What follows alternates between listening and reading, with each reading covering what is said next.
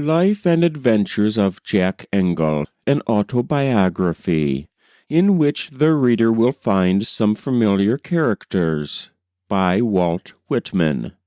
Read by Frank Blissett. Chapter 10. Some months now passed away, carrying with them the fall and winter, during which no incidents occurred that are necessary to be narrated in any detailed manner in this veracious history of my life and adventures. Whether from the unsatisfactory nature of my answer to Barney Fox's questions, or some other cause, Covert lost his election. There had come a revulsion in what the newspapers call public sentiment, and the party which carried the day a season or two before was now completely swamped. The Honorable Isaac Leach came forth in colors of resplendent glory, and Alderman Rye labored under deep depression of spirits. As to Mr. Fox, he showed more sense than I had given him credit for. He discovered suddenly that he had always been an ardent advocate and laborer for the party now successful, and, on the strength of the importance given him by his appointment as a committee of one in an exciting election contest, and as the representative of a large body of fellow citizens, all of whom have votes, and, like wide-awake members of a Republican government ought to do, lose no occasion of using them.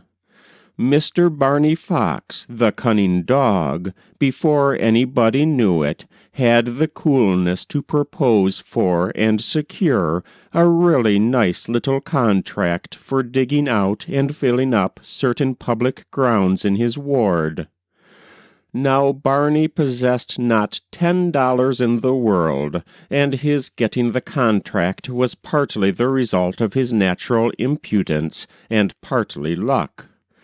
But Barney found friends after his good fortune once came upon him, and from that day was totally oblivious toward street sweeping, nor took any more interest in machines that might interfere with the manual performance of that avocation. In a few months from the time of his promotion, he bought a big lot of ground at Hoboken, and had a neat, comfortable, two-story cottage on the same, and moved over Mrs. Fox and the little Foxes, now increased in number to 8, and let out 2 rooms in the upper story to whoever wanted fine, airy lodgings for the summer. "And a happy woman I'd be this day," said Barney's wife, as she took her departure from the rear building, "if it wasn't for the leaving of you, Miss Inez. If you were me own daughter, I could not feel sorrier." "Nancy, dear, you are a good creature. And don't talk about it, for isn't the ferry handy, and shan't I take your 2 rooms for my own sweet self this summer, and live with you again?" This assurance of Inez comforted the good, faithful Irishwoman more than anything else. She went off, followed by her juvenile procession, all as clean and neat as plenty of soap and pure water could make both their clothes and their bodies. Nancy was the tidiest dame in the land, and a good-looking one withal, and Inez, as I have before intimated, had a thoroughly filial affection for her. She had bestowed a hearty kiss and a present besides on every little fox before the procession took its departure. Inez gave me this description the same evening when I visited her, really for my own good pleasure, but nominally to beg permission to bring a friend who had seen her on the stage and was eager for a closer acquaintance. It was a ridiculous whim, so I thought it anyhow, for Inez to insist so generally on my paying visits only when accompanied by a companion. Our acquaintance had now continued several months, and this was about the first time, whenever I came without Smith, or when Nancy was away minding her brood of children, that she did not, under some trivial pretense or other, either shorten her own stay in the room, or frankly say, "Now there's a good boy. Don't stay any longer, for I want to be alone. Don't take any offense, only I want you to go." It was cool, but her manner was so good-natured, and there was no help for it. This evening I was more fortunate.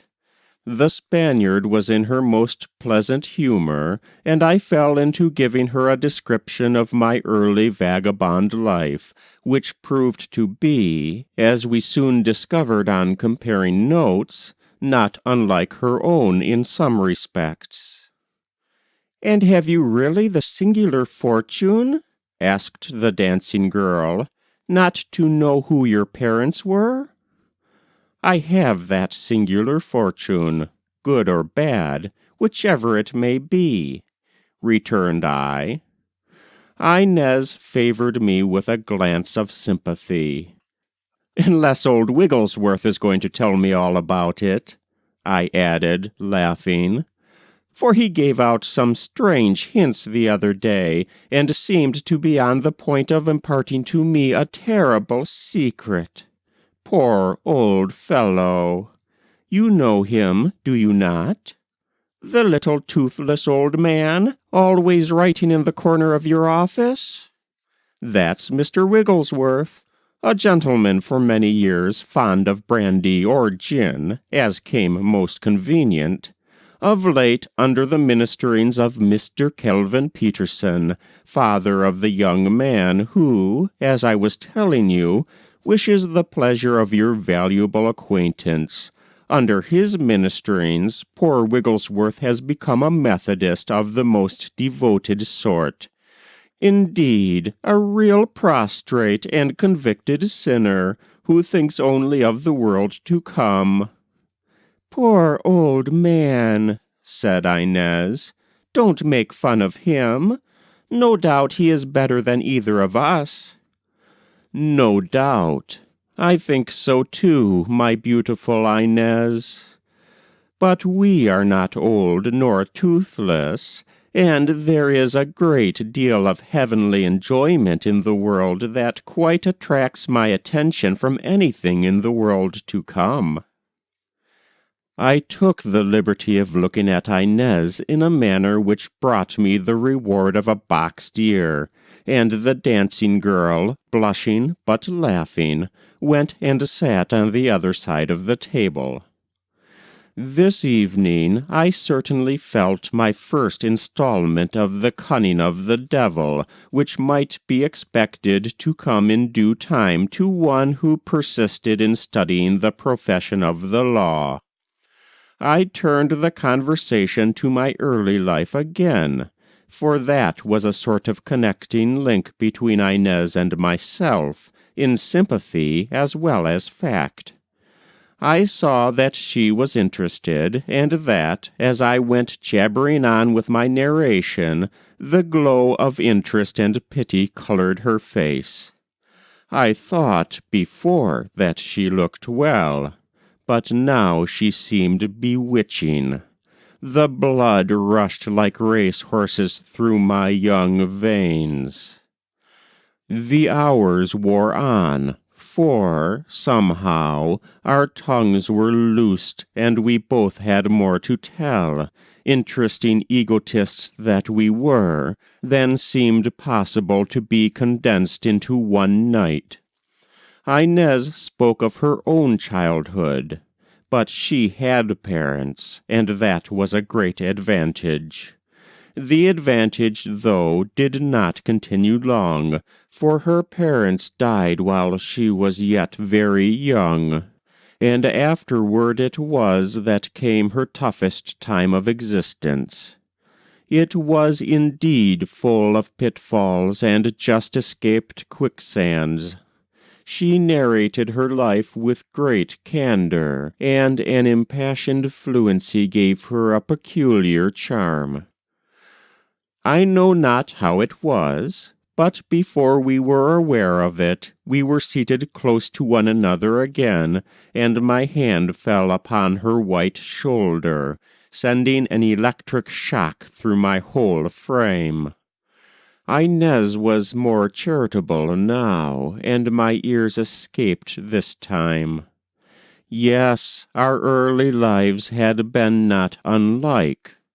My voice sank to a low tone, for Inez was quite near enough to hear me, and I spoke of those days and scenes of wandering and hunger and misery.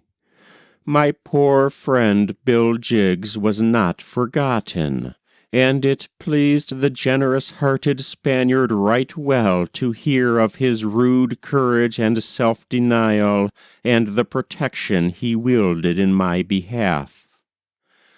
I spoke of Ephraim Foster, too, and the good Violet.